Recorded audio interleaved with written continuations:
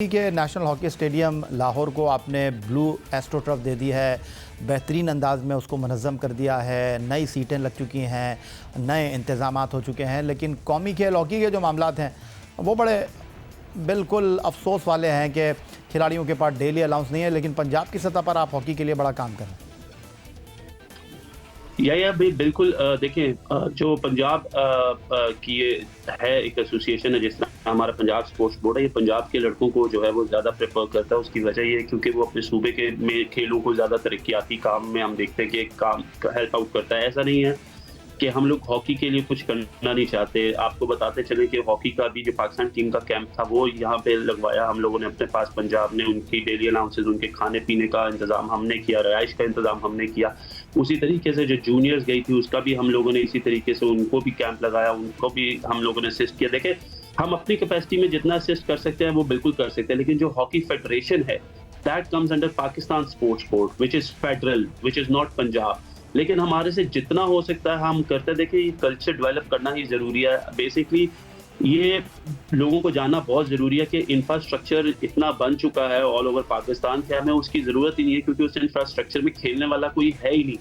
हमारा मकसद ये होना चाहिए कि हम प्लेयर्स पे पैसा लगाएं, हम प्लेयर्स को बनाएं, हम लोग उनको प्रोफेशनली जो है उनको इक्विप करें। क्योंकि जिस तरह आपने बात की हॉकी को देख के वाकई अफसोस होता है कि ना उन लोगों के पास डेलियां हैं, लेकिन एटलीस्ट इतना टैलेंट है कि फिर भी हम हर कंपटीशन में कहीं ना कहीं सेमीफाइनलिस्ट या फाइनलिस्ट होते हैं। हाँ, इसलिए मैंने ये सवाल किया आप, क्योंकि आप पाकिस्तान के कौमी खेल हॉकी के लिए बड़ा काम कर रहे हैं। मुख्तलिफ कैंप मुनक्किद हुए और फिर जिस तरह नेशनल हॉकी स्टेडियम लाहौर की तज़ीन व आराइश हुई है, 30 करोड़ रुपए आपने खर्च किए हैं पंजाब हुकूमत ने, तो वाकई काबिल तहसीन है। अब मैं वापस आ जाता हूँ आपके राइजिंग पंजाब गेम 2024 की तरफ। अब आप जैसे नाम से ही जाहिर है राइजिंग पंजाब गेम्स 2024, तो इसमें कुछ आपने एज की लिमिट रखी है या ये ओपन फॉर ऑल है?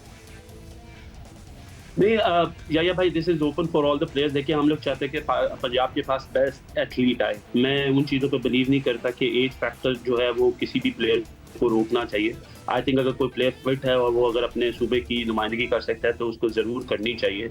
वहाँ चूँकि आप खुद एक एथलीट हैं, आप खुद एक एथलीट हैं, तो आप चाहते हैं कि खेलों की तरवीज तरक्की के लिए काम करें। जिन हर्डल्स का आपको सामना करना पड़ा है क्रिकेट में, तो वो मसाइल नहीं है जो पाकिस्तान के दीगर खेलों में है, तो आपको डेफिनेटली अप्रिशिएट करना चाहिए कि आपने एक ऐसा मैकेनिज़्म बनाने की कोशिश की है कि सिर्फ एक मरतबा का नहीं है। आपने कोशिश की है कि पूरे साल खिलाड़ियों को वो पैसे मिलते रहें, क्योंकि पाकिस्तान में वसाइल की खेलों के हवाले से बड़ी कमी है। तो मैं आपसे ये जानना चाहता हूँ कि ये जो इतना अच्छा आपने इनिशिएटिव लिया है, पाकिस्तान स्पोर्ट्स बोर्ड को आपने ऑन बोर्ड लिया है, पाकिस्तान ओलंपिक एसोसिएशन को आपने ऑन बोर्ड लिया है, कि ये जो बैडमिंटन के खिलाड़ी हैं, ये जो एथलेटिक्स के खिलाड़ी हैं, ये जो टैलेंट है जिसको आप पॉलिश कर रहे हैं, जिसको आप एक प्लेटफॉर्म मुहैया कर रहे हैं, ये पाकिस्तान का नाम रोशन करे, ज़ाया ना हो जाए।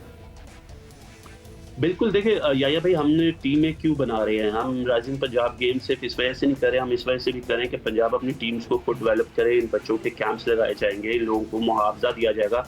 मैं थोड़ा सा आपको बता दूं कि जब मैं आया यहाँ पे, और जो अगर आप प्लेयर्स से पूछेंगे तो जब हम कोई कंपटीशन जीतते थे तो प्लेयर का मैक्सिमम इनाम होता था 25 से 30 हज़ार रुपया।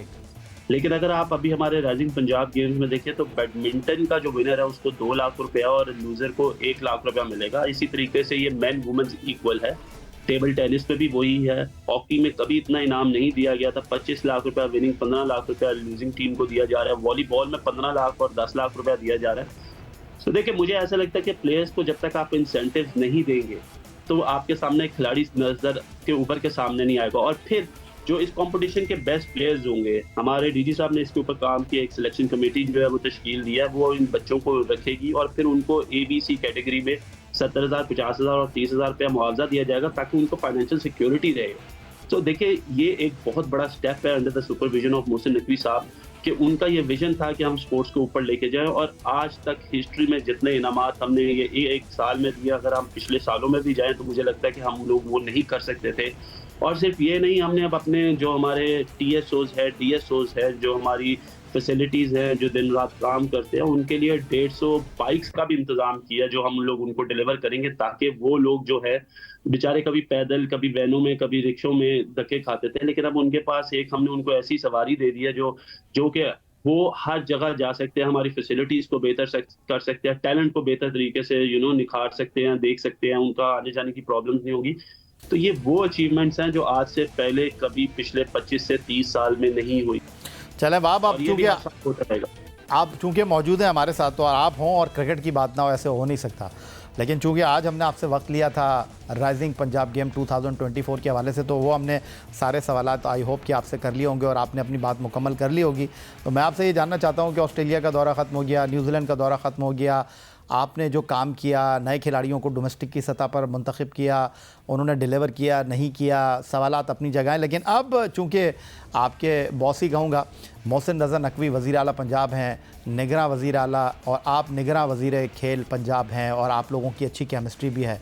आप सुना है कि वो क्रिकेट बोर्ड में आ रहे हैं, गवर्निंग बोर्ड का हिस्सा बनेंगे। तो मुझे ये बताइए कि लोग ये जानना चाहते हैं कि उखाड़ पछाड़ होगी या ये जो एक नई शुरुआत आप लोगों ने की है, इसको कंटिन्यूटी मिलेगी? देखिए, पहले तो मैं उनको मुबारकबाद दूंगा कि वो नॉमिनेट हुए एज अ पीओजी। ये अब देखेंगे कि इलेक्शंस होने के बाद क्या वो इलेक्ट होते हैं या नहीं होते। पहले तो हमें इस चीज़ को देखना होगा। और सेकेंडली देखिए, आई थिंक मोहसिन भाई की ने has created a repute all over Punjab, all over Pakistan, कि अपने इस छोटे से टेन्योर में जो हमारा था, उसके अंदर इतनी ज़्यादा सक्सेस, और जिस तरीके से उन्होंने सबको रन किया है, सारी कैबिनेट को रन किया है, ब्यूरोक्रेसी को रन किया है, उनसे काम लिया। मेरा ख्याल है ये आज से पहले कोई भी बंदा आके इस तरीके से इतनी अच्छे तरीके से वो ये डिलीवर नहीं कर सका।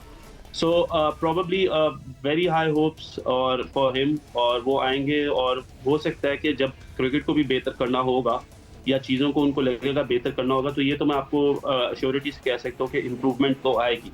वो इम्प्रूवमेंट कैसे आएगी, किस तरीके से वो लेकर आएंगे, ये उनका एक अपना तरीका है कि वो किस तरीके से डिलीवर करते हैं और किस तरीके से काम लेते हैं। सो अभी के लिए तो मुझे कुछ नहीं पता। ऑल आई विल से कि I will wish him all the very best अगर वो पाकिस्तान के क्रिकेट बोर्ड के चेयरमैन आते हैं।